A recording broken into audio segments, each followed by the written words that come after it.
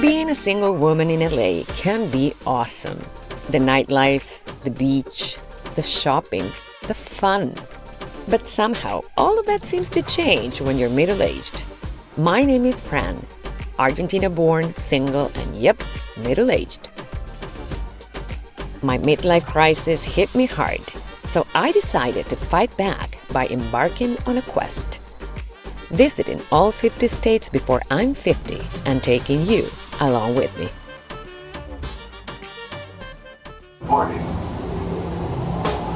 Okay, world, here we go.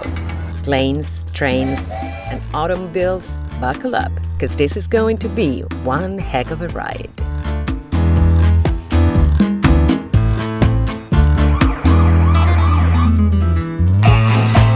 Welcome to my 50 before 50. Warning, I have an accent. Sometimes it may be hard to understand what I'm saying. Occasional grammatical mistakes may be heard or read. Viewer discretion is advised.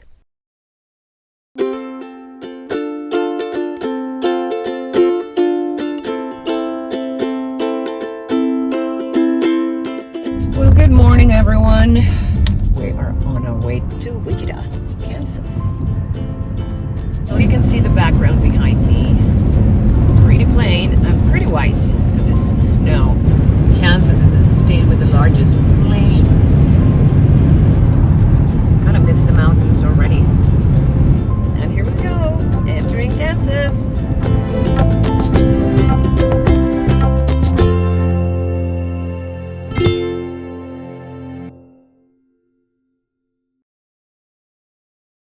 There it is. There it is again. Wizard of Oz. We're in Kansas, so that's a big part of it. There is a museum about the Wizard of Oz, but that is pretty far. So I decided it would take me like probably 10 hours to drive to go see that, and not necessarily my favorite movie, so I'm not going to be doing that. And one of the tricks to keep alert, because I'm doing a lot of driving, as you can see, I'm listening to a lot of podcasts, and I like true crime. So my good friend Alina, back in Colorado, recommended Murder in America. It has murder cases per state. So I am actually in Kansas, and I just listened to one of the episodes about a murder in Kansas, specifically in Wichita, where we're going. Very, very, very graphic and horrific. So is the Wizard of Oz, actually. Well, not graphic, but I think it's spooky. Okay, confession time. I just got a speeding ticket. There you go, because I was lingering on the left lane and apparently driving a little too fast. So, yeah, to whomever said Kansas was boring, it started not boring at all. Yep, no comment on that one. Just please be careful when you drive, and whatever you do not linger on the left lane. And we finally made it into Wichita, riding along a gorgeous sunset. Our destination, the hotel at Old Town. But before we even go in, let's remember why we chose Wichita in the first place. And for that, we need to go back to one of the hotel guests we met in New Hampshire. I'm excited for you to visit my home state of Kansas. Okay. Wizard of Oz, great museum. In any case, we did get a lot of information that night, such as Wichita's great, Western Kansas is great, lots of great things to do in Kansas. So here we are. I'm staying in the hotel here in Wichita that deserves a special chapter, because in itself, it's the one behind me, in itself is a landmark. It's just absolutely gorgeous. Right across the street, we have the Museum of World Treasures. Almost forgot to mention, they have live jazz. So, win-win. Let's go in.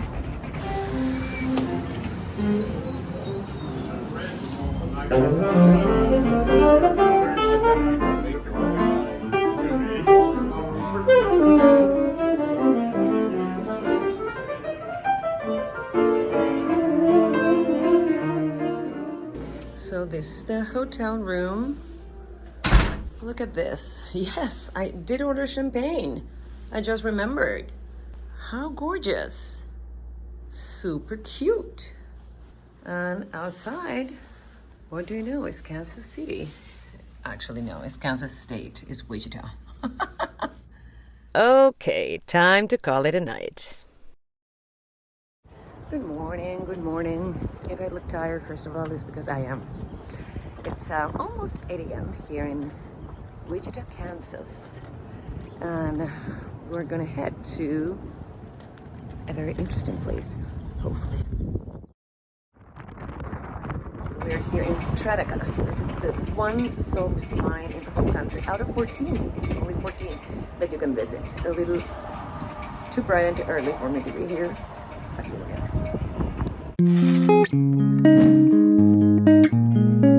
Besides being very much an active mine, Strataca hosts an underground museum with different exhibits and rides. And that's where I was just about to go. So they brought us down in that little elevator. The Strataca salt mine lays 600 feet or 200 meters below the surface, and it was formed 275 million years ago. Yep, older than me. So live and learn. What is now Kansas was back in the day, long, long time ago, under a very shallow sea. Hence this salt mine. Yes, plenty of rides and exhibits. Among my favorite, the dark tour that takes you through different chambers inside the mine, discovering its past and present. They even host occasional murder mystery dinners in here. I'm so bummed I missed that, especially with the hype of the true crime podcast I had just started listening. But what struck me the most was learning about the mine's vault and storage facility established during the Cold War. So this is a vault and storage, and it's for protection. This is a very protected area. You know, keeps them away from data, away from, as they say here, earthquakes, tornadoes, common disaster, hurricanes, and terrorist attacks.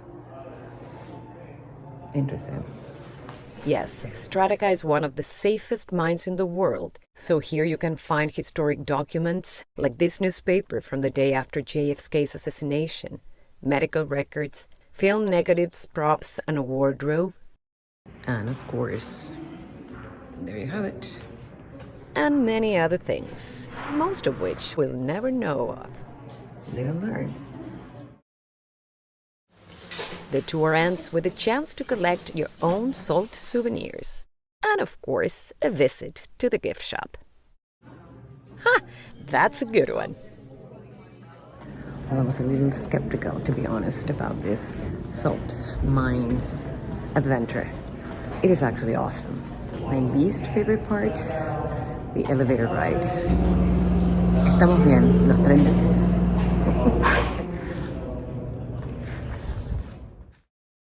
So I was exiting the Strataca mine. Yeah, let's just address this now. My hair took over the shape of the hard hat. And it will look like this all day long. Thank you. Moving on. And there was this couple from here, from Kansas, and I asked them, what should I do here in Kansas? They did recommend a couple of good places to eat, and a couple of barbecue places, which I cannot leave Kansas without going to a barbecue place. So now I know which one I'm going tonight. On my way to my next Kansas destination, I stopped to grab a bite at the HomeGrown Eatery, another reco from the family I just met. I can only describe this place as a whole new level of deliciousness. The level of deliciousness I just had, I cannot put into words. I'm not even kidding. For our next stop, the old Cowtown Museum. Located by the Arkansas River, this open-air history museum recreates a pioneer town from the 1800s in the most exquisite and authentic of ways.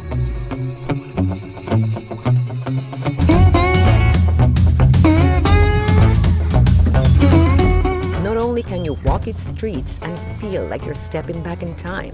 But also, you can open any door. And inside is a perfect representation of how things were back then. While walking around, I was able to visit many places. And bear with me here, because each of them deserves its own little introduction. The dress shop had me hoping someone would take my measurements for a nightgown. At the bank, I swore I could smell old money bills, and even fears and masked bandits may step in at any minute. The general store is stocked up for a couple of pandemics, believe me. From canned foods to hats, fabrics, and others, you can find anything here.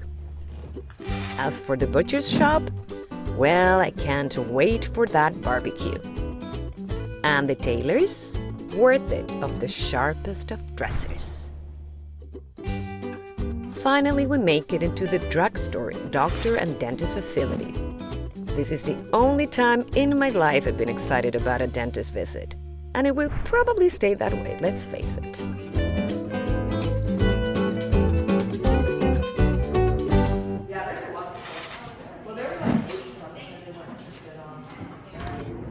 Of course, you have the saloon. They actually do have a few refreshments inside, so couldn't leave without visiting. Actually, I just couldn't leave the place, period. So while the blacksmith and his assistant went to the saloon to take a quick break from their daily labor, I decided to take in more of the magic of this museum. And since we're by the Hall of Curiosities, some fun facts about Kansas. Back in the day, nobody cared for this land. It thought to be useless, but the rivers that are at each side, the Arkansas River and the Little Arkansas, ended up helping the development of the land, which ended up having a lot of cattle traffic traveling west, hence the name Cowtown. The old Cowtown Museum includes many other buildings besides the ones I've showed you, 27 of which are original and have been relocated here to preserve them and protect them from demolition. I don't think I'd mind living here. I truly don't. Back in the day, that is. Today, hell no. At these residential homes, I felt kind of like an intruder, as it truly feels like their owners could walk back at any minute. Homes that are decorated with an incredible attention to detail. Then again, so is every corner of this little town.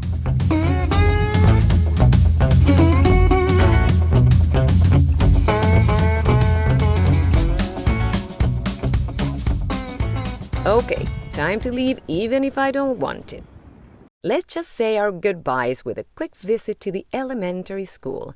Oh, the memories. And why not to the blacksmith, still working his magic at his frozen-in-time shop. Cowtown Museum. Do I need any more words? 17,000 thumbs up.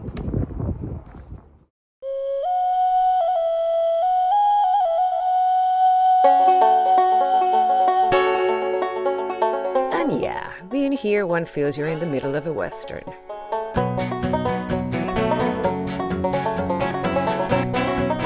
Do you feel lucky, punk?